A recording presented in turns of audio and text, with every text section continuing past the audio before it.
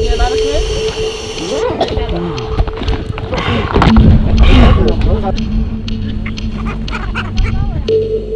the f do people lift stones up here? I'm not feeling so good.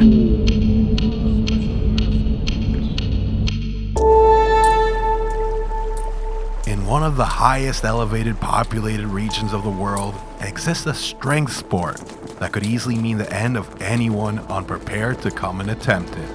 At 16,000 feet above sea level, festivals are held here with displays of extraordinary strength. My favorite of all, which drew me here like a moth to a flame, is a unique style of stone lifting and carrying I'd never seen before. It is a practice so old and rooted in the region that artwork in temples from over a millennia ago depict people straining under massive weights to demonstrate their prowess. But to actually visit here and witness this in person was a test of perseverance in itself. There's something going with our flights right now. Yeah. Through loops of permits, visas, waiting, strange flights, seemingly impossible timelines, and rushed altitude acclimation, we made it happen. And what came of it was extraordinary, and upon reflection, terrifying.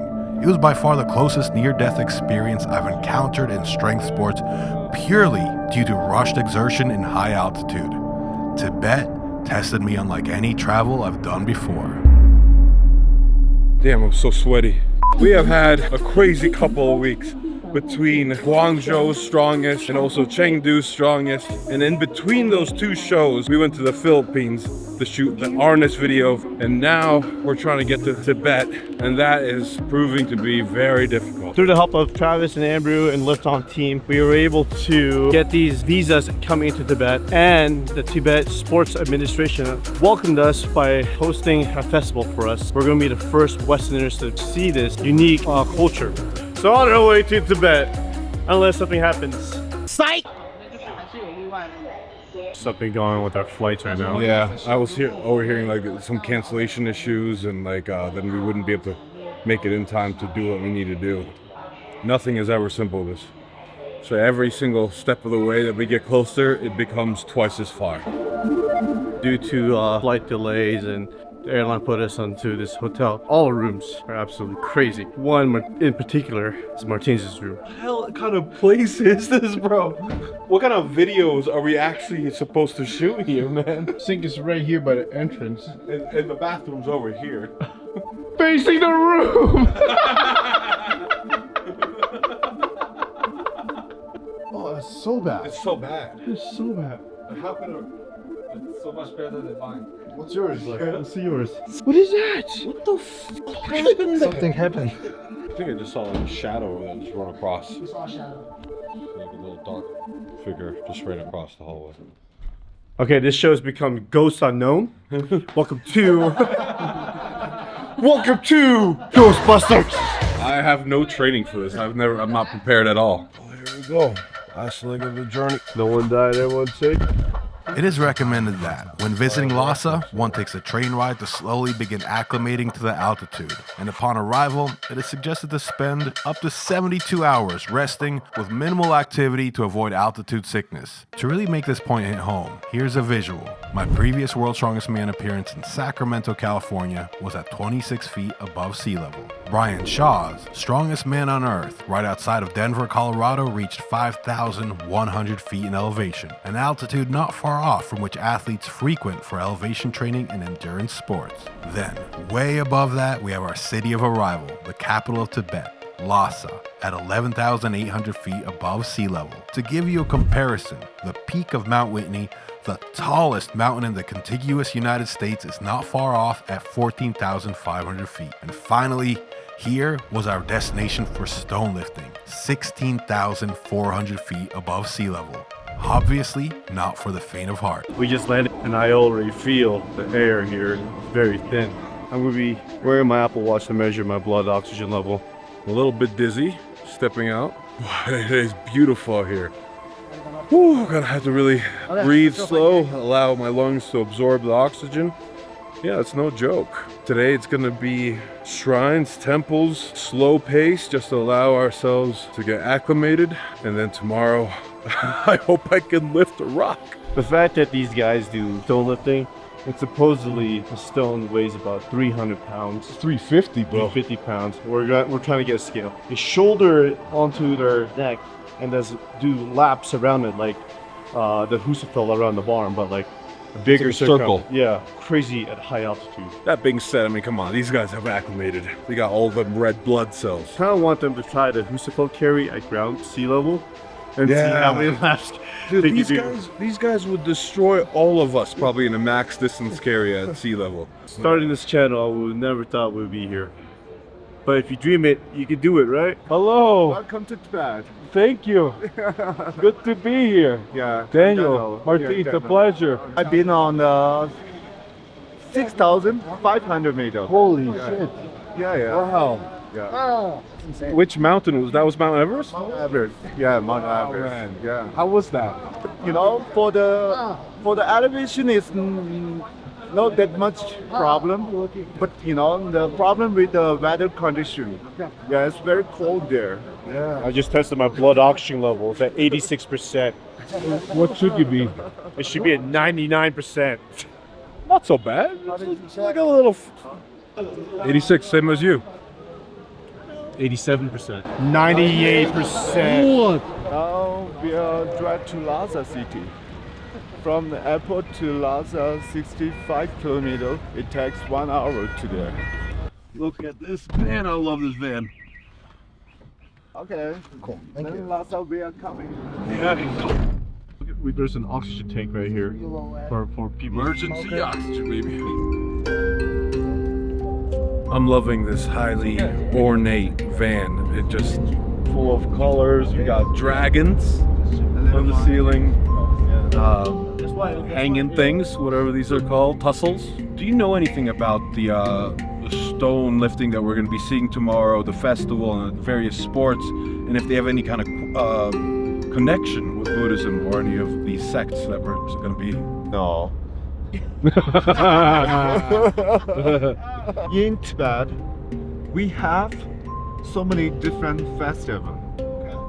And most of the stone lifting, this kind of the events happen in the nomads area. But this all of the events is not connect with the religions. What's the toilet situation like when we camp tomorrow? Tomorrow, there's open toilet. Open toilet. Yeah, open toilet. So in the grass. Yeah. All right. Yeah. We entered the city, and right away our adventure kicked off with a tour of one of the most majestic wonders I've ever seen, the Potala Palace. In the temple, we need to wear pants, so I put on long pants, and just changing into pants felt like a mile run, man. This is the brightest sun I've ever experienced. It is on another level. All the white architecture we're looking at here that looks pristine and beautiful is 1,300 years old. Unbelievable. And then the red building that we'll see, that we can't see from here, is from the 17th century. You see the photos like, oh, that's cool. But seeing it in person is completely different. And the fact that the white section was built 1,000 years ago with no modern technology. There's layers of texture and stairs. We entered the main stairs. We're going 150 meters up. Don't talk. Focus. A funny thing about acclimating to altitude, weariness, dizziness, exhaustion, headaches, all seem to come in waves. So the major climb of 130 meters or 2,000 steps to the top, our party really started feeling it. But Romar, with a gust of energy, believed himself on equal footing as the locals and sprinted up the stairs. He needs to learn his lesson. Champion? Champion what? I'm best of myself. I'm humble. Once we made it to the top and inside, unfortunately, filming had to stop. Wow, what an experience that was. Very ornamental, a lot of history, and just the art, every single wall had meticulous detail put into every little painting and ornament. It was stunning. Sorry you guys couldn't see it, but now we're gonna go enjoy some yak meat. I'm running on nothing right now. I'm running up just willpower. How was that for you, Romar? You said you were feeling spiritual. Dude, honestly, there was moments I felt like I passed life, I was here. A deja vu moment. It was weird. I was like, whoa, that was beautiful. Yeah, so in retrospect, I think he was high as balls from the altitude. So hungry. What did you order for us? On the yak steak, little fried and a steamed one. And yak momo.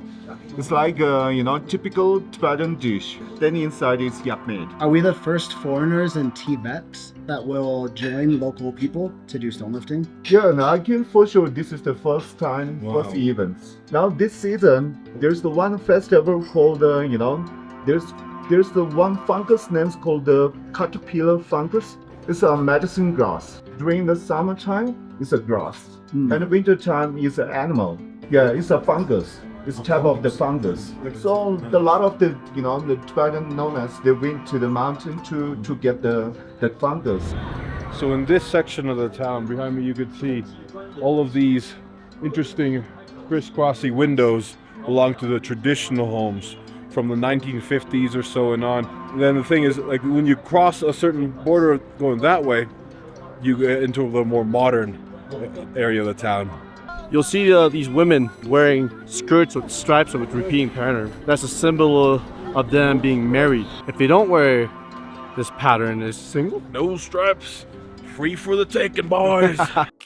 I bet you guys thought that this would be one of those long sponsor videos, but no, I'm gonna keep this simple. This is for our stuff. So if you guys wanna get yourselves a last minute gift or just support our show, scan this QR code right over here or go to the link in the description and get yourself some brand new, fresh barbell apparel, strength unknown merchandise. Each purchase helps us significantly in continuing our mission of spreading strength culture across the world and expanding the mind as to what strength means.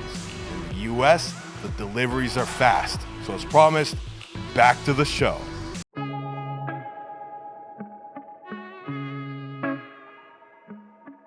Refueled by delicious Tibetan food, our packed one-day tour returned us to the spiritual, the Jokang Temple. This is one of the oldest temple in Lhasa, founded in the 7th century. 7th century, oh, just like the big one too. Almost like 1,300 years old. Wow, Yeah. that's beautiful. And on our way, I was bewildered by the sight of people praying through prostration, essentially inchworming their way on a pilgrimage of many miles that would take them around Lhasa and up to the temple. A dumbfounding, incredible physical and mental feat of endurance to witness in and of itself. This is not like anything I've seen before. This is different, yeah. And it looks like exercise, and they are exercising right now. I wonder how long they did this for. They are doing a prostrating. This all of the people is from the different region of the Tibet, and they are stay in Lhasa, and the timing is limited. So this is a normal prayer Yeah. for Buddhism. Yes. Yeah. I've never seen this before. As a vibrant contrast to the stark surrounding landscape, the architecture and art of Tibet comes to life with rich colors that are felt to the core. In the temple, we saw ancient art, among which stonelifting was depicted. This mirror is talking about in the 7th century. Some of the festival, the local Tibetan people, they are, doing the wrestling, and, they are doing Tibetan opera, and, the riding the horse, and the stonelifting, and to celebrating the festival. Every which way we looked was a colorful feast for the eyes, and almost as if out of a movie, monks debating scriptures in a courtyard. This painting truly is that old. That means the stonelifting in this style has been done for 1,300 years or longer. To close off the day, we celebrated my best man's birthday with yet another feast, but this time with a little special surprise. A live band giving us an auditory taste of the local musical cuisine.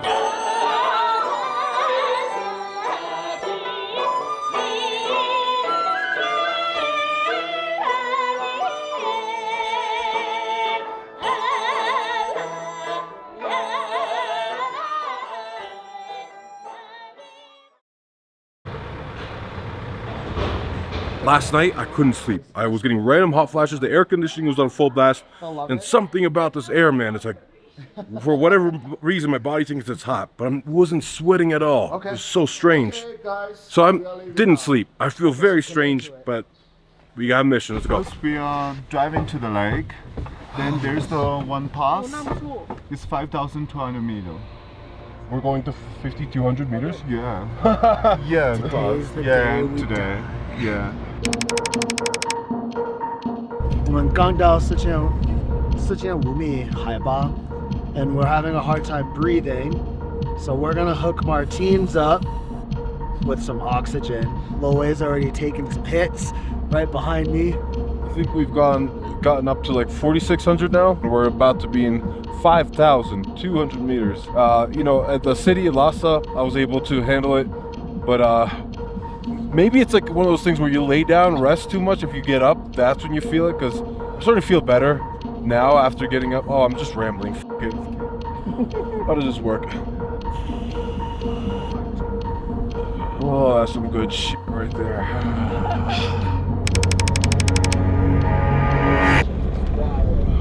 Oh, this is at 5,200 meters above. Whoa.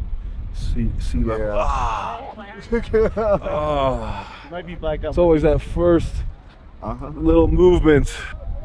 I'm not having fun. I hate this. Trying not to use oxygen because I want to show myself that I can do this. Teach myself how to acclimate. 5,200 meters above sea level. It really does feel different. What? Who? So, what are these ribbons? It's called Lungdai. It's for the luck. Well, I wasn't feeling so lucky. I needed a bit more than luck to make it through this day. But Romark sure was feeling the power of the ribbons. No problem. Tibet's here now. One more stop before Stonelifting. The most pristine, clean sight I'd ever seen. The Namtso Holy Lake. It reminds me of Lake Tahoe, but it's kind of like Lake Tahoe with no trees. This is one of the most beautiful scenes I've ever seen in my life. I made a friend with a nomad who was blown away by how tall I am. And now, for whatever reason, we're coming over to this tent and just checking it out.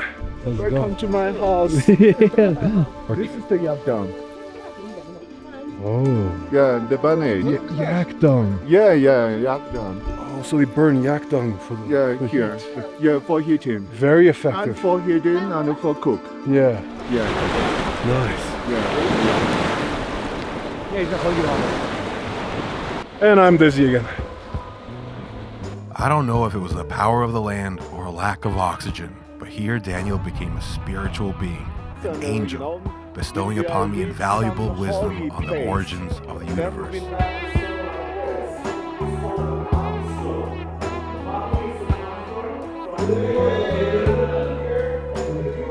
In this moment, I connected to the ethereal. The Buddha was one with me, and I was one with the Buddha.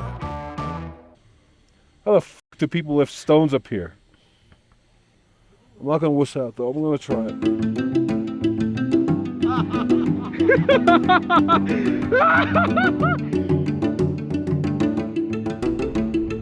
A few canisters of oxygen later, and I was back to my wits. My sense of reality returning, now on the back of a pickup truck not too far from the lake. It was stone lifting time. This is a backdrop of backdrops.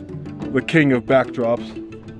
Stone lifting for the nomads of Tibet started as a form of entertainment, eventually becoming a part of festivals including singing, dancing, various horseback riding sports, rock slinging, and more.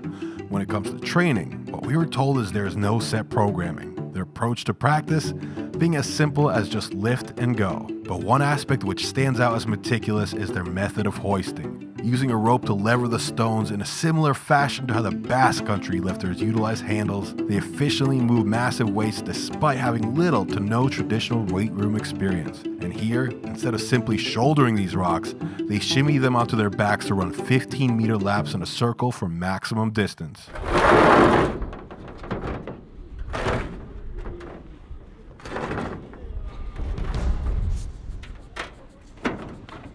If you've watched our previous video covering stone locks from Shanghai, you'll remember that the unit of measurement that's used here is called a jin. 1 jin is equivalent to half a kilo or about 1.1 pounds. So in this case, 280 jin equals 140 kilos or roughly 308 pounds. That's a serious amount of weight, kind of like lifting a small black bear to the back. So they brought out pretty heavy rocks right now. And without the traditional garb, it was continuously slipping. So right now we're gonna do a little walkabout to get a lighter stone, and then he should be able to show us the technique that they use to get it not just to the shoulder but to their back, which is something I've never done with a stone. You know, in my sport strongman, it's always get the stone to the shoulder. Once these guys get it to the shoulder, it goes right to the back, and then they walk for max distance. So that's gonna be interesting. I want to see how it's done, and then I'm gonna try it on the heavier stones.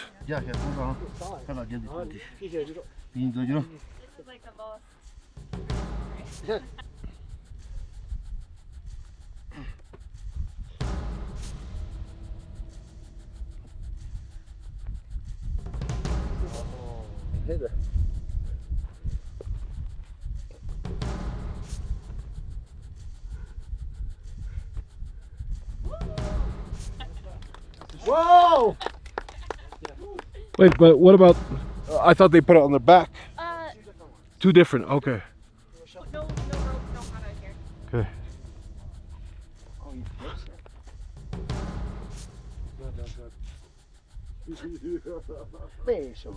Whoa. Oh wow. That's how it's done. Okay. So like here. So suppose they just hold it with both hands right over the neck. Now Travis is about to try the technique they're using, which is pretty they got an interesting flip going on. Mine's operating off of 15 frames per second, so I kind of missed half of it. Oh my god, it's in my stomach. Yes, sir.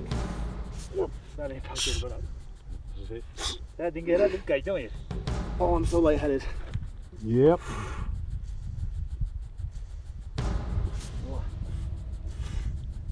Oh, I can walk forever. Yeah. Nice. Very nice.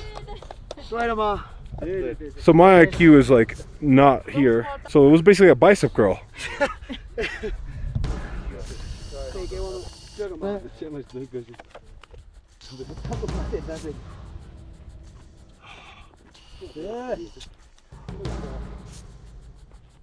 Well, that's nice. You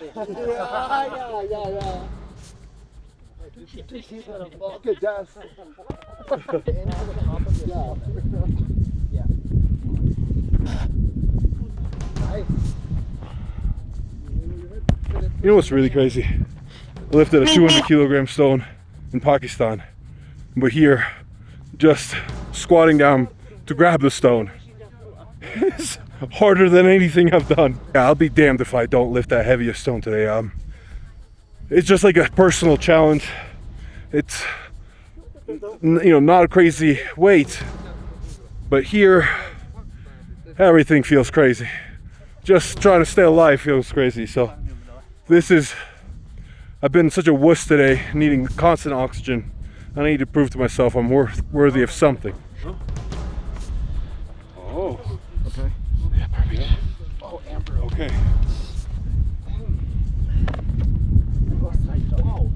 Oh, cool.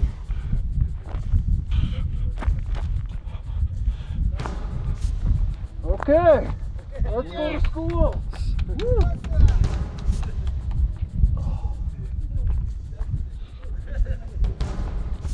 I gave it to Sophia. And my pen.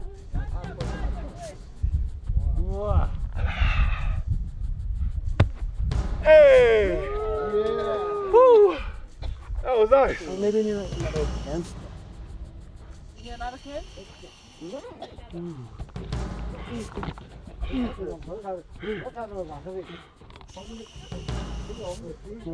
It was surreal how after puffing on oxygen like a desperate addict, lifting these stones felt fantastic. It felt as if I could lift anything. And for me, these massive cuboids flew up like paper.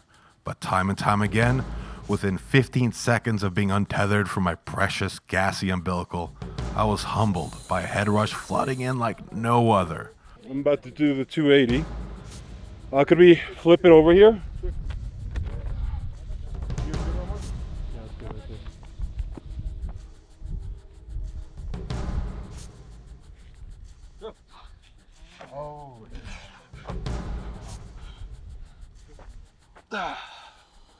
Whoa! Yeah.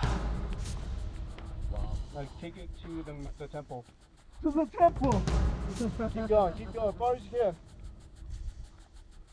Okay, oxygen tank ready, boys. I'm already getting dizzy, buddy. I'll bring it back. Drop it. Just drop it. Go. It's gonna be way over. Okay. Very nice. Martins! Travis attempted the larger stones over and over again with the Tibetan style of using the rope to get the flip, but couldn't quite commit to the torso tilt necessary for making that revolution happen and got stuck midway every time. Holding on to pride, he adjusted the style to what he was used to from his strongman training, as if to shimmy a sandbag, and then he got it. You done the sandbag. Go.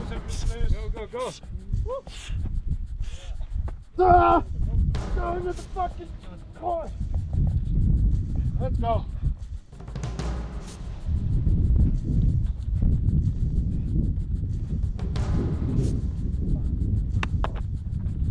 We made it.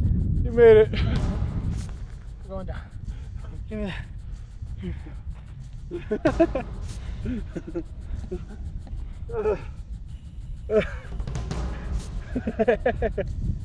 I made it. You made it. I made it. Travis! That was the hardest exercise of my life. Yeah. Oh my god. It's funny because you look so good, and then it's just boom.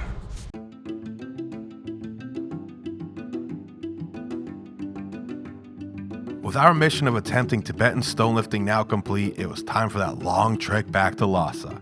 In the van, we plugged into oxygen, and what followed was not caught on camera. Cheers, brother. Cheers, brother. Cheers. Heading back to the Or hotel. perhaps Romark just got didn't the want you stones guys to see the and happy reality today. of just how bad the altitude finally hit him. Thankfully, with some rest, we ended up okay and carried with us memories of a beautiful land and nomadic culture of strength. And to top it off, the real treat is always to see how our travels affect the rest of the world.